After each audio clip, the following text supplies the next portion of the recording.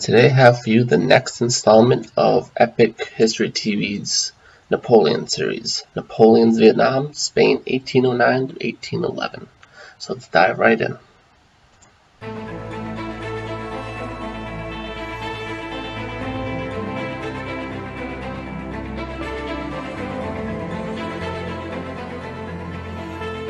In 1809, Napoleon Bonaparte, Emperor of the French, was at the height of his power.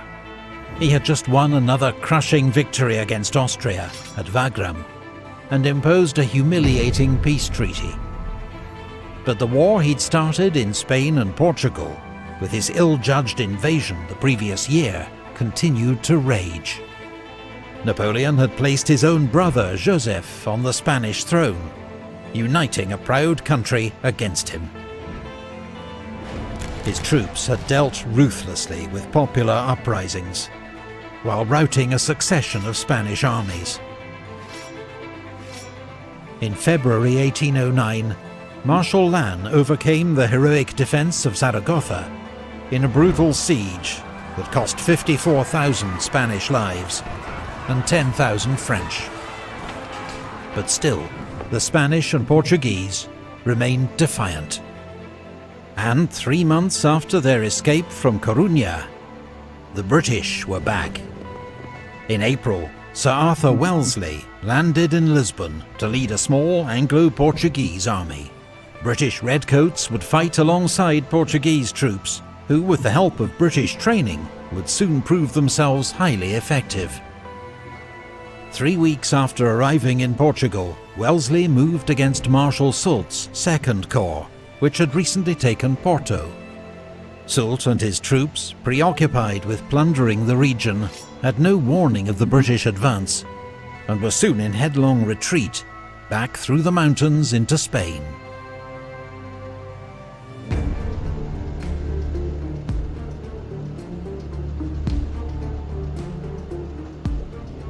Having secured Portugal for the time being, Wellesley planned a joint campaign with General Cuesta, commanding the Spanish army of Extremadura.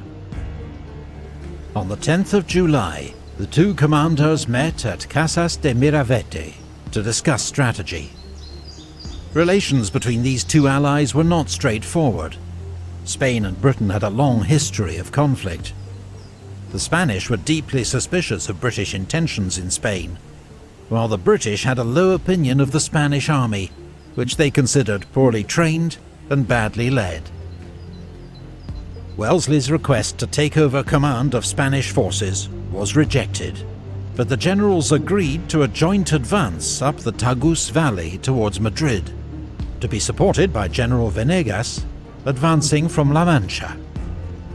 In the face of their advance, Marshal Victor's First Corps withdrew to Talavera, where he was joined by King Joseph and General Sebastiani's Fourth Corps. The French plan was for Joseph's army to defend Madrid, while Marshal Soult led 3 corps down from the north to get behind and trap the Anglo-Spanish forces. But Joseph, worried by Soult's slow progress and General Venegas's advance on Madrid, decided to attack at Talavera. This video is brought to you by our sponsor, CuriosityStream, home of more than 2,500 documentaries exploring themes such as science, technology and the natural world, with exclusive content from the likes of Professor Stephen Hawking and Sir David Attenborough. And if you've already watched all our videos, they've got bags of history. This is the place to go for high-end, hour-long docs on Rome, the Middle Ages, the World Wars, space race, and much more. We've been enjoying water. The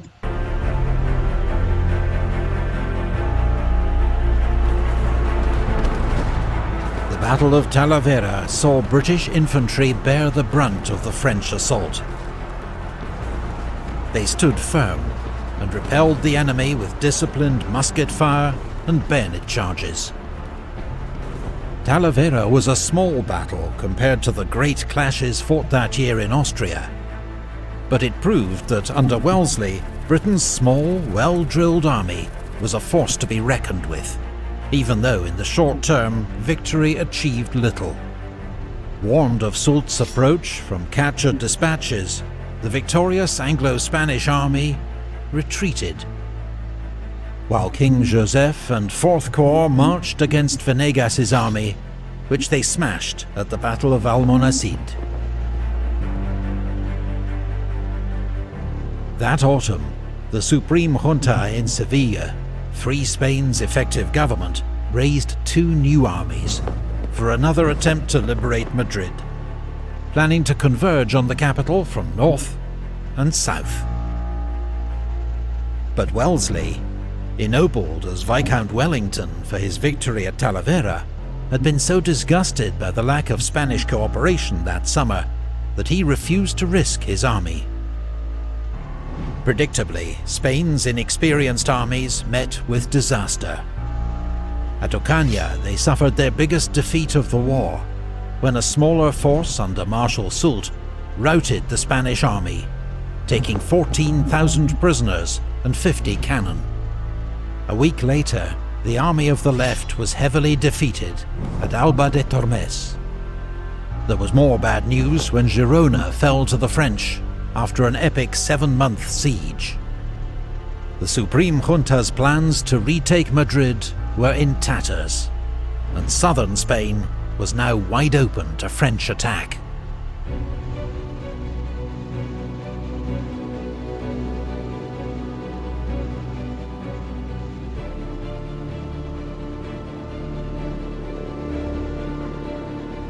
In January 1810, King Joseph marched south with an army of 60,000 men. Spanish resistance evaporated. Spain's Supreme Junta was overthrown in a coup, as Córdoba and Seville fell without a fight. Joseph, who still hoped to win over the Spanish with his progressive reforms, was welcomed by many as a saviour from anarchy. Only Cadiz held out, its defences reinforced by a British naval squadron, and was besieged by Victor's First Corps. Meanwhile, Napoleon sent Marshal Massena to Spain with 65,000 reinforcements. He was reckoned one of Napoleon's best marshals, and had just been made Prince of Essling for his heroics in the recent war against Austria. Massena was to lead a third French invasion of Portugal, take Lisbon and chase the British back into the sea.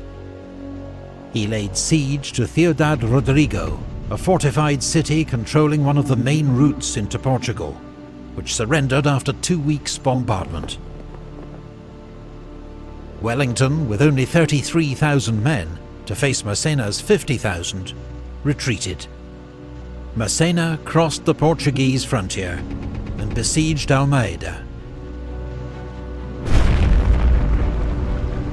After just 13 hours of bombardment, a lucky French shot hit the Portuguese magazine. 70 tons of gunpowder went up in a devastating explosion that made all further resistance useless. It was a serious blow to Wellington, who'd been relying on Almeida's strong defences to buy him time. At Busaco, he found a strong defensive position and made a stand. Massena's uphill frontal attack failed, at a cost of 4,000 casualties. But the next day, the French found a way to outflank Wellington's position, and his retreat continued. As Massena's army neared Lisbon, his scouts reported something completely unexpected. Stretching across the Lisbon peninsula, protecting the city from attack, they found a new chain of fortifications in two major lines. Known as the Lines of Torres Vedras, the British and Portuguese had been constructing these defences for more than a year. Now the lines bristled with more than 100 forts, redoubts and batteries, manned by 30,000 troops and 250 guns. Massena soon discovered the lines were far too strong for him to attack. What's more, a scorched earth strategy had stripped the surrounding countryside of anything that might help the French. While Portuguese partisans attacked French supply columns, as they struggled through the mountains to reach Massena's army. Massena faced a grim predicament. Starved of supplies, too weak to attack, unwilling to retreat. But throughout this standoff, it was Portuguese peasants who suffered most of all. When their villages and farms were burned, many took refuge in Lisbon, where thousands died of starvation and disease.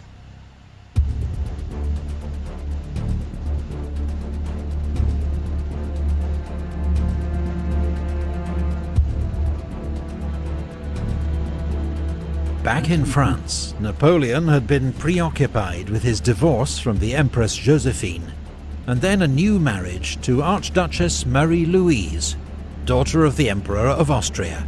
She was now expecting their first child. Nevertheless, from Paris, Napoleon sent frequent orders to his marshals in Spain and Portugal, urging them to take more aggressive action. But when these orders arrived weeks later, they were usually out of date and showed little understanding of the problems his marshals faced. He now ordered Soult, based in Andalusia, to go on the offensive to draw enemy forces away from Lisbon, so Massena could take the city. Soult laid siege to Badajoz, a fortified city that controlled the southern route into Portugal. When 12,000 men of the army of Extremadura marched to its relief, they were routed by Soult, after which the city tamely surrendered, giving up 8,000 prisoners and vast quantities of stores. It was another heavy blow to Spain's armed forces. But remarkably, despite such disasters and their many blundering generals, the Spanish troops remained willing to fight, the courage of the rank and file undimmed. Victor's First Corps, besieging Cadiz, had now been so weakened to support other operations that the Anglo-Spanish garrison decided to attack. The Allies landed along the coast to strike at the French siege lines from the rear. But they were ambushed by the French at Barossa. Despite heavy losses, the Anglo-Portuguese rearguard fought off the enemy, but a furious falling out between British commander Sir Thomas Graham and his Spanish counterpart, General La Peña, threw away any advantage. Soult, alarmed at these developments, marched back to Andalusia. Meanwhile, Massena, out of food and with no prospect of reinforcement, had no option but to retreat. Wellington's army pursued, discovering evidence of several appalling atrocities committed by the French against Portuguese villagers.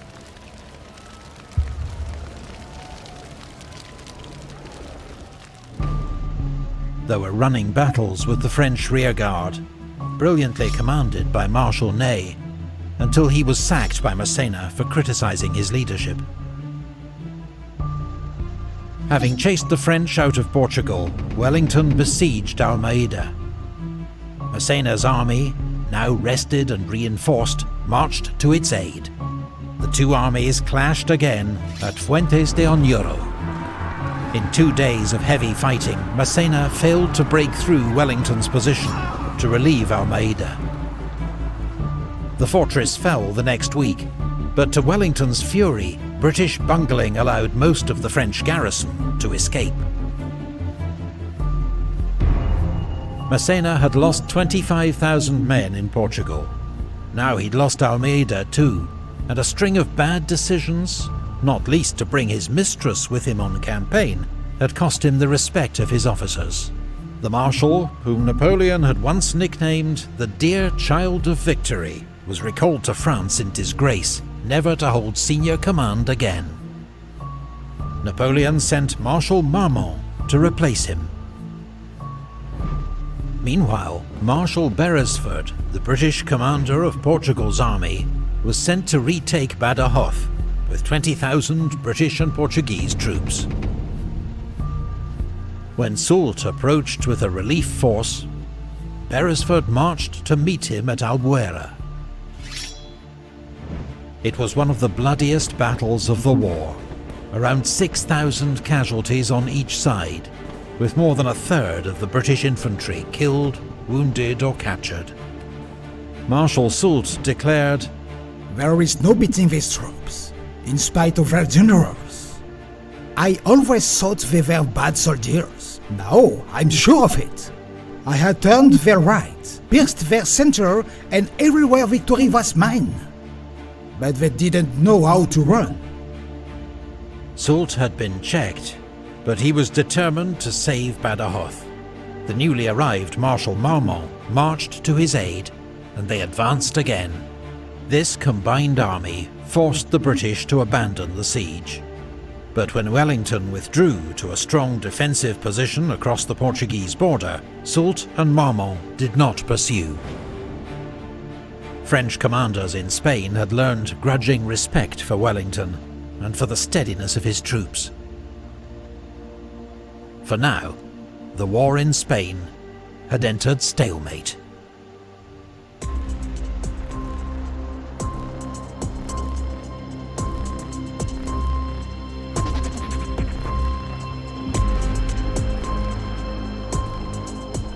While British, French and Spanish armies crisscrossed Spain and Portugal, another war was fought every day in the mountains, hills and woods. From 1808, Spanish and Portuguese civilians, militias and ex-soldiers began taking up arms against the hated French invader. They waged a war of ambushes and hit-and-run raids, known in Spanish as La Guerrilla, the Little War. Its fighters became known in English as guerrillas. Britain's Royal Navy supplied vital weapons, stores and money, often landing them behind enemy lines. Much of Spain's rugged countryside fell under the control of the guerrillas. North of Madrid, Juan Martín Díez, an ex-soldier known as El Empecinado, the Stubborn, led a guerrilla band 6,000 strong. In Navarre, Espós y Mina, a former peasant, ran a highly organised band that caused havoc for the French, capturing convoys and couriers on the strategic Burgos-Bayonne road, and branding Viva Mina on the forehead of collaborators. While in the west, Julian Sanchez, known as El Charro, led the self-styled Lanceros de Castilla. El Charro himself wore a French hussar's cap, its eagle symbolically turned upside down. There were dozens more bands operating across Spain, though a few were no better than bandits, terrorizing civilians as often as the enemy. The guerrilla war was merciless, marked by hideous atrocities on both sides. A French soldier's greatest fear was to be taken alive by the guerrillas, who often tortured their prisoners before killing them. Tens of thousands of French troops were tied down by this people's war, guarding outposts or patrolling the countryside. The roads were so dangerous for French messengers that they required cavalry escorts of 200 men or more. Many still didn't get through, their valuable dispatches forwarded to Wellington, for whom they became an invaluable source of intelligence. The war in Spain would ultimately cost the lives of 240,000 French soldiers. As was typical in wars of this era, most died from disease, but more died fighting guerrillas than in battle against the British and Spanish armies. However, it was the twin threat, a well-led regular army under Wellington and a popular insurgency, that left the French facing an impossible strategic dilemma. If their armies remained dispersed to fight the guerrillas, Wellington could attack. But if they concentrated to defeat Wellington in battle, huge swathes of the country would quickly fall to the guerrillas. This was Napoleon's Vietnam, or his bleeding ulcer, as he called it, a war that cost his empire an average of 100 casualties every day, with little prospect of victory. And in 1812, as Napoleon launched his gigantic invasion of Russia, Wellington and the guerrillas launched their own offensive that would turn the war in Spain on its head. Thank you to all the Patreon supporters. Yes, so the invasion of Spain was very difficult for Napoleon's forces. It really bogged them down for a long time, really for the remainder of the war. It drew a lot of resources and energy away from France's other campaigns, most notably the invasion of Russia. Had they not been involved in Spain, he would have had a lot more forces and more generals at his disposal in order to go after Russia, and he may have been more successful. But that's hard to say. Of course, he does make the mistake that others have made, which is to invade Russia before you are done with your other wars. Going in while you're bogged down somewhere else, not a good idea. And so this one's very interesting because of the nature of it, the guerrilla warfare and then the normal warfare. The British play such a huge role in this. This is really what the British wanted. They knew they had to fight him on land, and they didn't really have any way of doing it until this. They were able to get through Portugal, and the ability to hold Portugal down and stay at Lisbon was huge because it allowed the British to just keep pouring in troops and reinforcements and to continue to train Portuguese forces and really harass Napoleon's forces. So it was definitely huge for the British, and like you said, they were dropping troops behind enemy lines using their navy.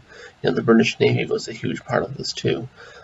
In every respect, really, the British played a significant role in keeping Napoleon's forces busy in Spain. Without the British, Spain likely would have fallen, and so would Portugal. With the fall of Portugal, then the Iberian Peninsula would have fallen under French control. Guerrillas could have been rooted out much more easily. But even then, fighting an insurgency is never easy, especially in a foreign land. It's always sort of the bane of the existence of many militaries throughout history, and even modern day, to fight an insurgency.